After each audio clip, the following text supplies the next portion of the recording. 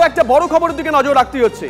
ফের প্রশাসনের একাংশকে নিশানা কুণাল ঘোষের। সোশ্যাল মিডিয়ায় পোস্ট করে কুণাল ঘোষ লিখেছেন, প্রশাসনের কিছু পদক্ষেপকে মানুষ ভুল বুঝেছেন, সেখান থেকে বিরক্তি অবিশ্বাসের বাতাবরণ তৈরি হয়েছে, তাই নাগরিকদের পথে নামতে হচ্ছে। UEM Jaipur is a perfect target for prospective students aspiring for good jobs, good education with future-ready skills.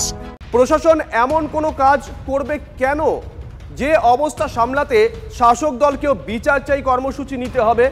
Social media post করে প্রশ্ন তুলেছেন কুণাল ঘোষ।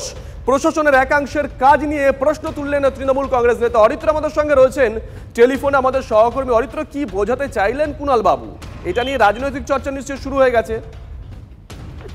শুভজিৎ, একটা বিষয় কার্যত স্পষ্ট, আরজিকর হাসপাতালে তিলোত্তমা ধর্ষণ ও মৃত্যুর ঘটনার পর থেকে তৃণমূল কংগ্রেসের অন্দরে আড়াআড়ি দুটি শিবিরে বিভক্ত হয়ে গেছে এবং একটি শিবির যেটা দাবি করছেন যে প্রশাসনের কিছু সিদ্ধান্ত, প্রশাসনের কিছু ভুল সিদ্ধান্তের কারণে এই জনরোষ, মানুষের মধ্যে ক্ষোভ, আন্দোলন ইত্যাদি সংগঠিত হচ্ছে, যার মধ্যে অন্যতম হচ্ছে কুণাল ঘোষ।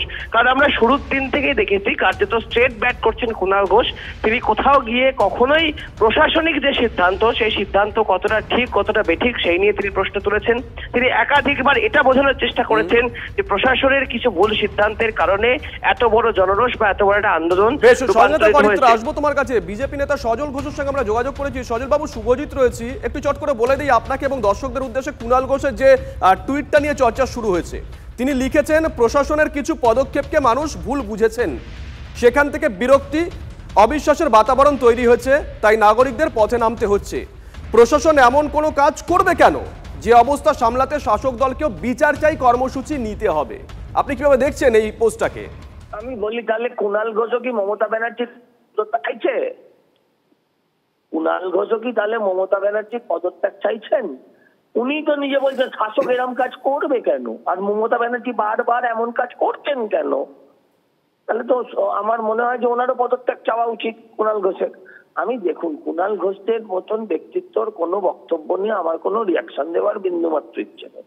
কারণ এই মানুষগুলো কখন কাকে খোঁচা দেয় আর কখন কাকে চুমু খায় এটা বোঝা বড় দায়। অর্থাৎ একে নিয়ে কথা বলাই মুশকিল। আপনারা আপনাদেরও 24 ঘন্টা ধরে নিত্য নতুন খবর দেখিয়ে যেতে হবে, তাই এছাড়াও আপনাদের কাছে উপায় থাকে না এই সমস্ত লোকেদের। হ্যাঁ, ওরাও যেমন ওদের খবর দেখানো ছাড়া, আর ওরাও এইগুলো লিখলেই জানে এক্ষুনি সারাদিন টিভিতে চলবে, সে সারাদিন রাজনীতিতে প্রাসঙ্গিক হয়ে থাকতে চায়। আসলে রাজনৈতিক ভাবে একেবারে অপ্রাসঙ্গিক ব্যক্তিরা এইভাবেই লাইমলাইটে নিজেদের ধরে রাখে।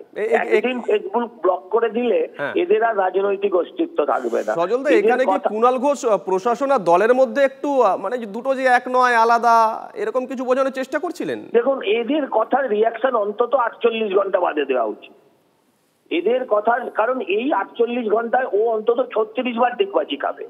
ওর কথা আর যদি এই কথাটা ধরতে হয় তাহলে ওই কথাটা ধরবেন না কেন যখন বলেছিল সারদার 1 নম্বর আসামির 1 নম্বর বেনিফিশিয়ারির নাম মমতা ব্যানার্জি? এক্ষুনি ডিগবাজি খাবে। সুদীপ বন্দ্যোপাধ্যায়কে সাদা হাতি বিজেপির ক্যান্ডিডেট সব বলে আবার সুদীপ বন্দ্যোপাধ্যায় নির্বাচনে নেমেছিল। এই লোকগুলোর কোনো বেসিক রোলই নেই ক্যারেক্টারিস্টিক বলে। অতএব এগুলো নিয়ে আমি খুব বেশি বলতে চাই। বেশ, অসংখ্য ধন্যবাদ আপনাকে। নিঃসন্দেহে বড় খবর, প্রশাসনের একাংশকে নিশানা করেছেন Kunal Ghosh. Social media post করে কুণাল ঘোষ লিখেছেন, প্রশাসনের কিছু পদক্ষেপকে মানুষ ভুল বুঝেছেন, সেখান থেকে বিরক্তি অবিশ্বাসের বাতাবরণ তৈরি হয়েছে, তাই নাগরিকদের পথে নামতে হচ্ছে। প্রশাসন এমন কোনো কাজ করবে কেন যে অবস্থা সামলাতে শাসক দলকে বিচার চাই কর্মসূচি নিতে হবে। সোশ্যাল মিডিয়া পোস্ট করে প্রশ্ন তুলেছেন কুণাল ঘোষ। প্রশাসনের একাংশের কাজ নিয়ে প্রশ্ন তুলেছেন তৃণমূল কংগ্রেস নেতা, যা নিয়ে ইতিমধ্যেই রাজনৈতিক চর্চা শুরু হয়ে গেছে।